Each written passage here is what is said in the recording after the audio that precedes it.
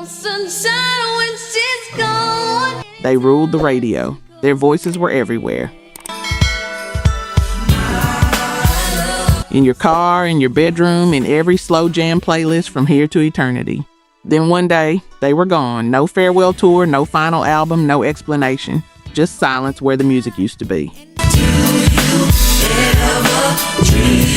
Welcome to Soul Letters, where the forgotten stories of R&B finally get told. Tonight, we're pulling back the curtain on 10 R&B artists who shook the 1990s to its core.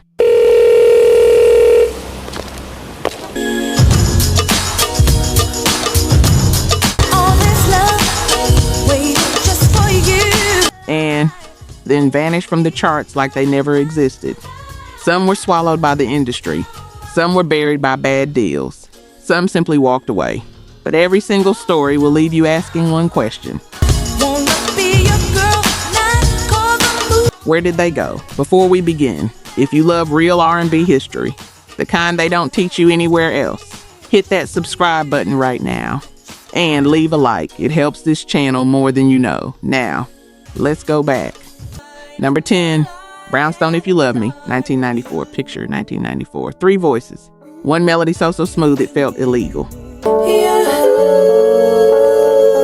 I don't want to rain on Miss Parade. And it's time that you start to act if right now you decide that you... Brownstone arrived with If You Love Me, and the world stopped moving for 3 minutes and 40 seconds.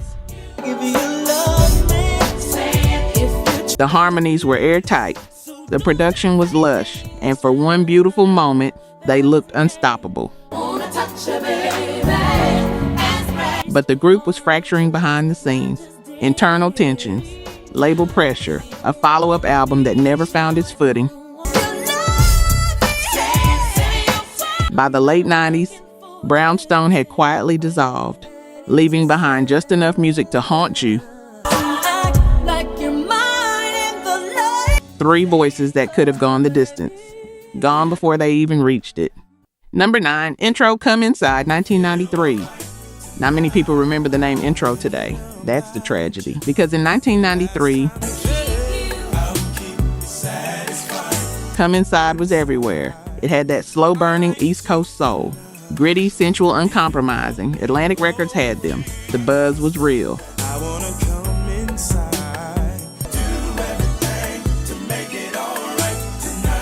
The potential was undeniable. But the music industry in the 90s was a machine that chewed groups up and spat them out before the ink dried on.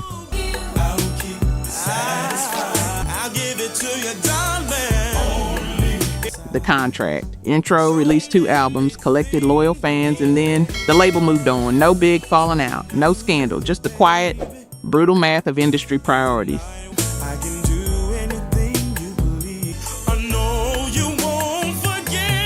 They were simply no longer the focus. And just like that, Intro faded to black. Number 8, Shy If I Ever Fall in Love, 1992. Close your eyes and think about 1992. Now hear those opening notes.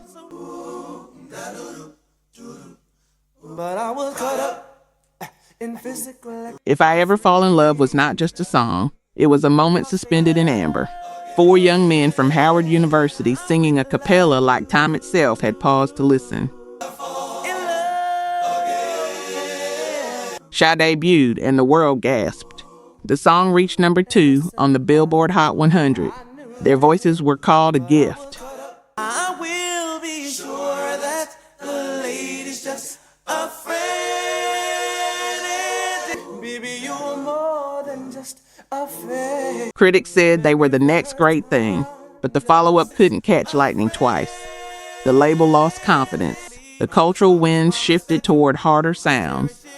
Sometimes I feel as if I don't deserve you. Promise that you'll never leave me lonely. In love again. A group that sounded like God's own choir, undone by circumstance. That is the cruelty of this business. Number 7, Jade Don't Walk Away. 1992, Jade came in with attitude and ambition. Don't Walk Away hit the charts in 1992 with a confident, polished R&B swagger that felt built to last.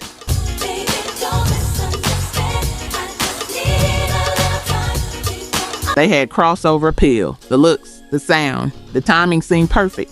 But perfect timing in the music industry means nothing without label support that holds. Giant Records folded. Their momentum stalled mid-run. One of the most commercially positioned girl groups of the early 90s found themselves stranded mid-career without the infrastructure to push forward. They tried. They fought.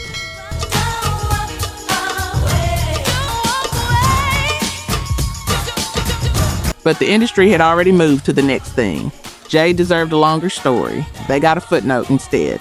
Number 6, Portrait. Here we go again. 1992 Portrait is one of the great what-ifs of 90s R&B.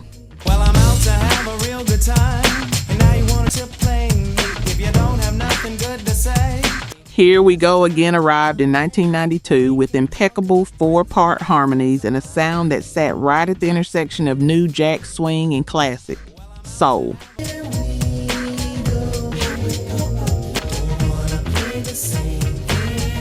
Think Boys II Men with a sharper edge. Think New Edition with more polish. They had the talent. They had the moment. They even had a certified hit. But the group dynamic didn't hold. Creative differences. What mountain? Swim the sea. What sea? See what I mean? No. The pressures of chasing commercial success on someone else's timeline. I hope that you would change your mind.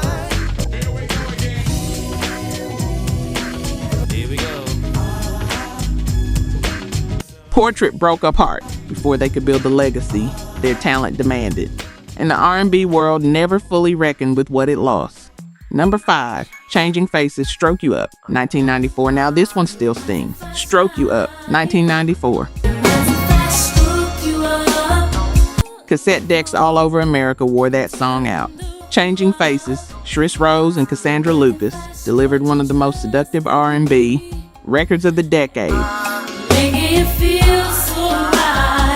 It was raw. It was confident. It belonged to grown women who knew exactly what they were saying. The follow-up, JGT to You.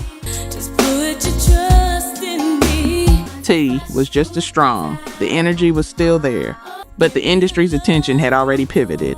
New acts were being pushed. I've got a question for you. Their label pulled resources. 2 women who understood R&B in their bones, sidelined before the story reached its natural conclusion. I know the things to do, keeping you satisfied. Boy, What happened next should have been a comeback. It never fully came. Number 4, Soul for Real, Candy Rain, 1994. If you were alive in 1994, that chorus lives somewhere in your body still.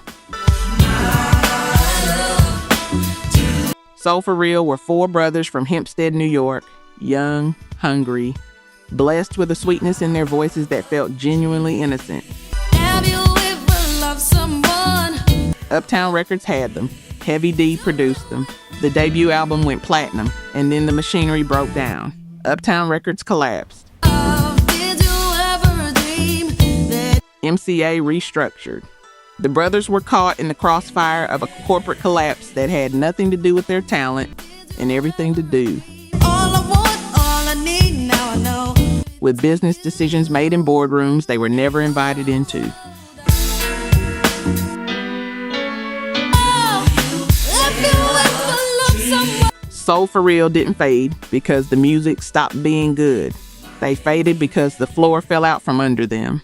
Number 3, Jodeci, The Disappearance, Cry for You, 1993. This one requires a different kind of conversation. it's been hours since you've been gone. Because Jodeci didn't just disappear, they imploded at full speed. Come and Talk to Me, Fiendin', Cry for You. These were not merely songs. Girl, you all that I know. These were emotional earthquakes. Devontae Swing, KC, JoJo, Dalvin. Together they rewired what R&B was allowed to sound like. Raw, dangerous, unapologetically passionate. No more. I don't give a damn anymore. By the mid-90s, they were one of the biggest acts in music. Full stop. But personal demons don't wait for the album cycle to end. Substance abuse, legal trouble, group fractures that ran too deep to paper over. Casey and JoJo attempted solo careers. Devontae became a ghost. Dalvin stepped back entirely. Jodeci's silence left a wound in R&B that never fully healed, because nobody, not before, not since, ever sounded quite like them. Number 2, Aaliyah.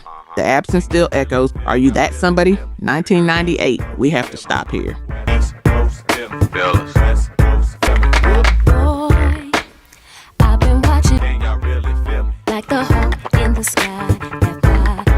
Because this entry does not end with a label deal gone wrong or a group falling apart. This one ends on a runway in the Bahamas on the 25th of August, 2001.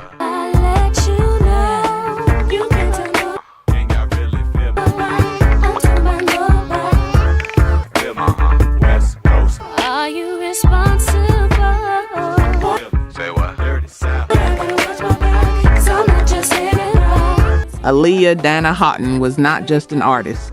She was a recalibration of what R&B could be. Cool, futuristic, emotionally layered, physically effortless. Back and forth, one in a million. Oh boy, see I'm trusting you. Are You That Somebody? Try Again. She was 22 years old and already irreplaceable. At the height of her powers, acting career launched. Don't you know I am the man? Rock shows here in Japan. Albums celebrated, a generation watching her every move. The world lost her in a plane crash following a video shoot. The charts did not simply lose Aaliyah. The culture lost a direction, a frequency, a voice that could not be replicated and has not been since. Are you responsible? There is no twist here. There is only the weight of what was taken. Some absences cannot be explained, only felt. Number 1, Brandy, The Quiet Fate of a Giant, Have You Ever? 1998 number 1 was never going to be easy to talk about. Because Brandy Norwood is not gone. She is alive. She is talented. She has never stopped making music, and yet she is no longer where she belongs. To make them understand. In the late 90s, Brandy was operating at a level few artists in any genre could match. Sitting Up in My Room, Wanna Be Down, Have You Ever? Have you ever been in love? Then the self-titled album, then Never Say Never, then Full Moon. She was a cultural institution at 20 years old. Then came the years that dimmed the light. I'll give the heart to you. A high-profile car accident in 2006 that resulted in tragedy and legal scrutiny. A reality show that exposed too much. Label changes. Have you ever found the one you dreamed of all? An industry that had quietly decided her moment had passed. She kept making records. Aphrodisiac was brilliant. 211 was honest and stunning. But the radio had moved on. Have you ever needed something? The tragedy of Brandy is not that she lost her talent. She never did. The tragedy is that the industry, and perhaps the culture, stopped making room for her. And that is a failure, not hers.